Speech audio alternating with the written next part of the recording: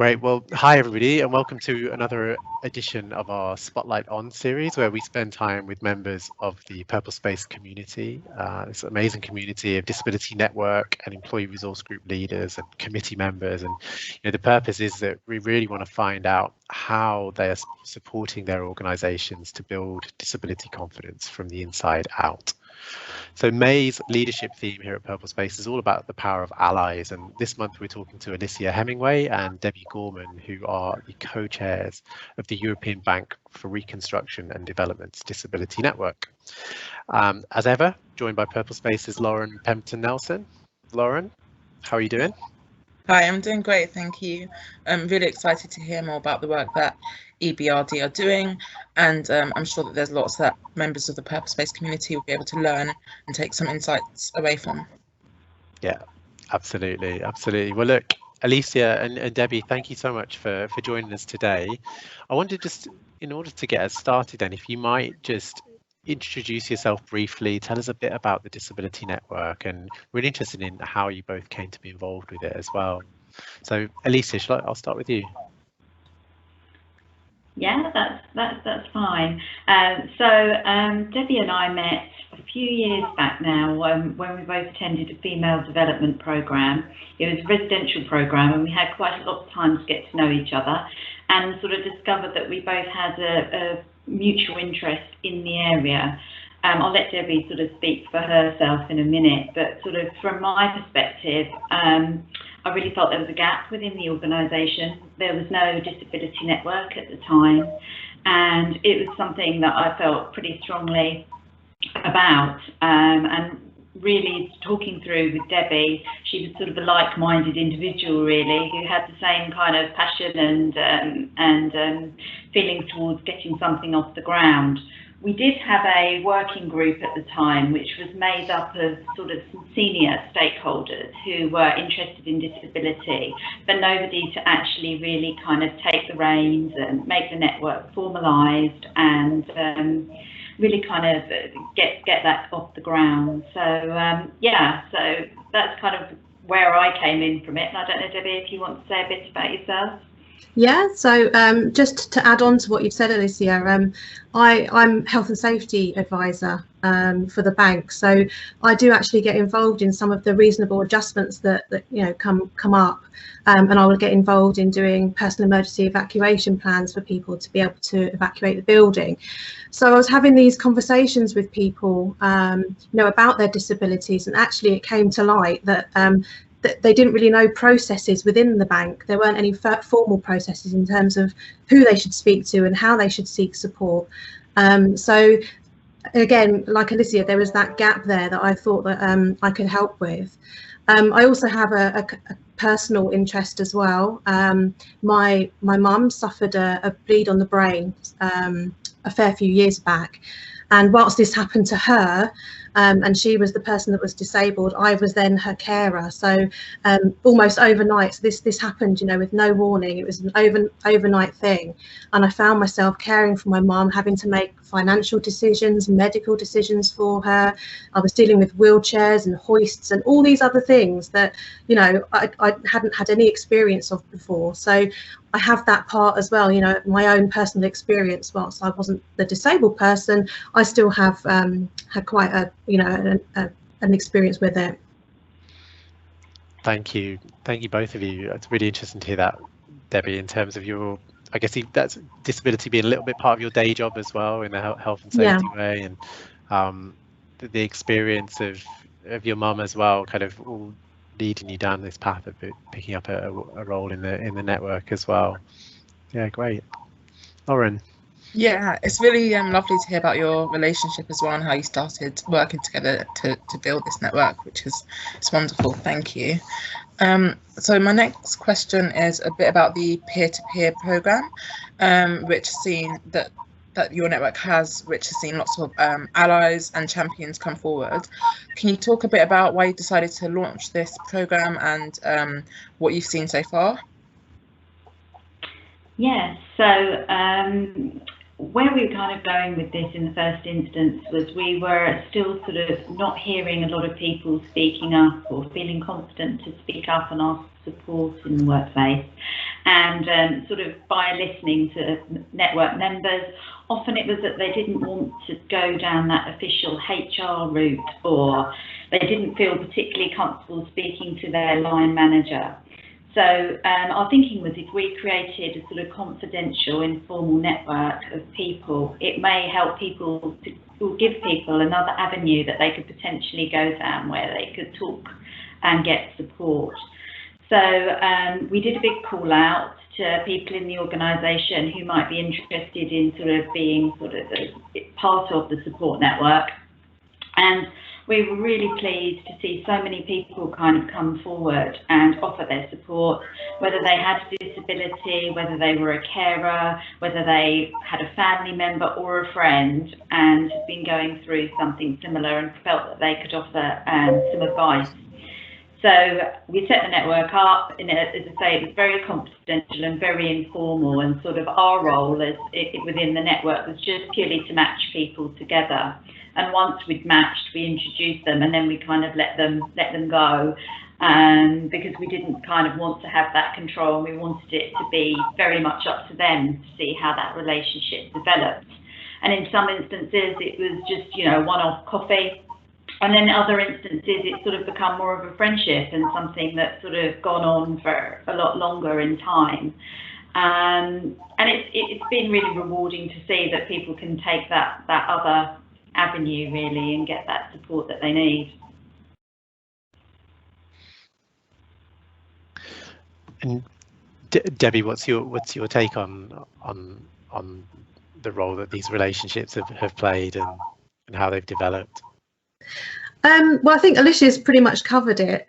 Like I say, it's quite difficult with the peer-to-peer program to get any kind of feedback from how it's progressing and how people are finding it, because like Alicia said, it's you know, we do the matching, we introduce them, and then we completely step back and we leave it to them to, you know, to carry on with those relationships. So you know, it would be good to see some more of that within the bank and more people, you know, reaching out.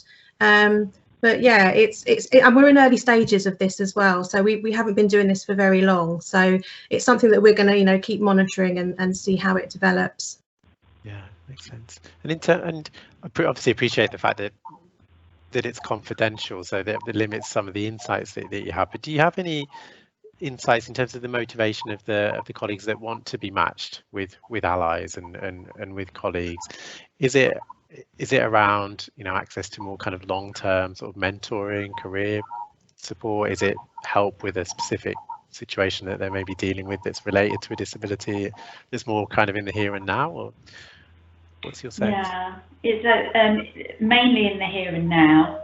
It's been people going through things themselves, or needing to support a family member and kind of not knowing where to start. It may be somebody who has a child who has something like dyslexia and is wanting to kind of navigate how ERD can support and even where to begin that conversation. So it's been a real mix of things, of sort of people with disabilities and not, but we very much focused it around disability to start with. However, I must say that sort of the word of the peer-to-peer has got out, and a lot of the other networks in the organisation are interested in using it to help with their conversations. For example, there was a lady who has recently returned from maternity leave and was really struggling to kind of get back into the workplace and navigate everything again. And she set up a little subgroup, if you like, of returning parents to work. And it's just given them a little bit of support and a group that they can kind of engage with and get that help further. So it's definitely widening, although we started it purely to help those with disabilities and family members. It's got a wider appeal, which is really fantastic to see. Yeah, it is. It's interesting how often that happens. We are talking about the concept of allies, which means different things in different contexts. But of course, that isn't a concept that originated within the disability community, for example. So there are often longer standing allies programs, say within the LGBTQ community within businesses. Yeah. So it's really interesting to hear that it works both ways in the organisation. So just on the topic of allies, then I just wondered, do you have any personal reflections in terms of your work, and what have you learned either personally or professionally about allyship as a result of the work that you've been doing? So Debbie, if I can turn to you. Yeah, sure. So unusually, Alicia and I are both allies, really, running the network. So we're not people that have gone through necessarily what other people would be going through to join the network, but we both thought that we could bring something to the network and actually get it up and running. And I think that's pretty much what you need to be an ally. You need to have an interest, and you need to have empathy for what people are going through and turn up. So that's essential. So if people can turn up, be part of the conversation, then we can start to make those changes, and we can have lots of different people's perspectives on situations, and it's great. Yeah, a really interesting point about the role of allies in that network ERG leadership role as well. So we think about 80% of our ERG leaders have direct lived experience, but within that 20% of those that don't, some incredible ERG leaders, supported amazing progress within their companies. And Alicia, what's your take? What have you learned about allyship through all of this? Yeah, I think really it's amazing how kind people are, and you can really, even if you're not directly the person with the disability, most people have friends, family members who have gone through something or living with a condition and can relate and empathise. So I think, as Debbie said, it's really kind of, the conversation should be about everybody and it affects everybody. So, it's really sort of, if people are curious and if people want to make a difference, then I think everybody should be kind of part of that conversation, and you need that really to get the agenda mobilised. Thank you. Thank you. It's really helpful, and it's lovely, as kind of Brendan said, to see the work that you guys have contributed as allies. So thank you. The next question is, what is the biggest tip or piece of advice that you have for mainly for network leaders who might want to get more allies involved in their work but aren't sure how? I could take that if you like. So I think the biggest piece of advice I've got is really, you don't have to be an expert, which is pretty much what I said before. So if you've got an interest, or if you feel that there's something that you can contribute, then just reach out.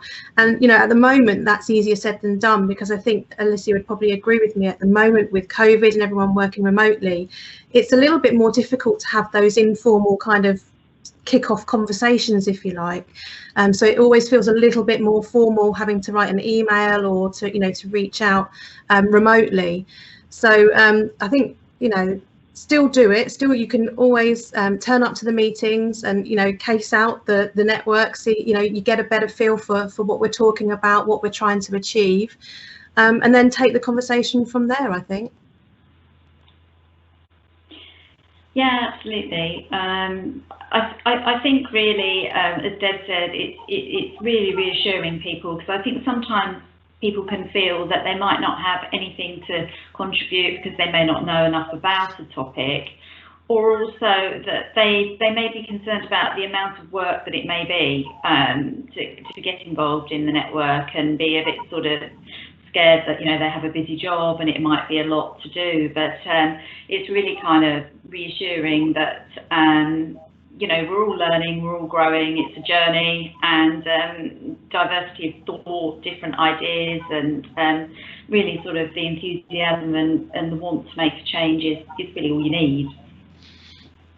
Yeah, it's a really important point. It reminds me actually of a previous Spotlight interview that Laura and I recorded a couple of months ago now with Tin and Brady at Clifford Chance, and he was making a similar point about, we want advocates and allies, but sometimes this idea that you have to be an expert, and part of that is corporate culture. He was saying that kind of teaches us that we need to be an expert before we open our mouth and say anything, and actually that's what then stops great allyship from actually from ever happening. So yeah, it's great to hear that reinforced as well. It's such an important point. So last question for you then, really is just looking forwards then. So absolutely interested in any plans on this topic and allyship, but also just what's next for the network, what's coming up in the future. Yeah, so we at the moment we're kind of running a program to promote the network and to promote the allyship program. So that's members of the network going into their own teams and kind of talking about what we're doing, and that actually is starting conversations within their own teams, which is really good. So we're looking forward to doing a bit more of that. We've kind of kicked off this year. We've done perhaps 3 or 4 of those so far. And I think some of the stuff that we're looking forward to developing and progressing is some of our work with our events teams. So looking at making events more accessible, the technology more accessible. That's something that we're kind of just right at the beginning of right now. So we're definitely going to be doing a lot more work on that. Of course, Purple Light Up. So we celebrate Purple Light Up on the 3rd of December with everybody else, and hopefully we'll be able to do it socially, within the building this year, which would be brilliant, because it really does feel like a celebration as well. It's nicely placed at the end of the year, so we can look back on the achievements and get everybody together and actually have that celebration and support it. So they're the kind of main things for me. Alicia, I don't know if there's anything else you wanted to add in? I think just really we're still running some further sessions on training for line managers, specifically around disability, on workplace adjustments. So I'd like to continue to kind of roll that out and help them to kind of know how they address reasonable adjustments and sort of get them sort of a bit more comfortable with having those conversations. And we also we run a diversity inclusion week every year at the end of September, and it's always a great time for us to kind of showcase the network and talk about any important issues that we feel would be good to communicate to the bank, and a great time as well to sort of increase a bit of membership and support for the network too. So both of those things really. Great. So there's a lot going on and lots to look forward to this year, and fantastic that you're already starting to think about Purple Light Up 2021. As are we. Lots of exciting plans around that, and yeah, we really enjoy how you and your colleagues at the bank have really leveraged that to engage colleagues, I guess, in a wider conversation about disability inclusion, the contribution that disabled colleagues are making, and of course the role of networks and ERGs as well, which you're both doing such a brilliant job of progressing. So thank you so much for your time. Lauren, I'll hand over to you for a final word. Yeah, thank you so much. I echo everything Brendan said in terms of hearing about the amazing plans that you have for the rest of the year. It sounds really fantastic. So here at Purple Space, we're definitely going to be very interested to see how those develop and support you with that as well. So thank you so much for taking part in this interview. Really enjoyed hearing more about how you support allies and your own experiences as allies, and I'm sure that our members have learned a lot from it as well. So thank you so much for taking part in this interview. And for our Purple Space watchers, we'll be having another interview next month focused around sharing personal information. So we'll see you next month. Thank you, everyone. Thank you. Thanks for having us. Thank you.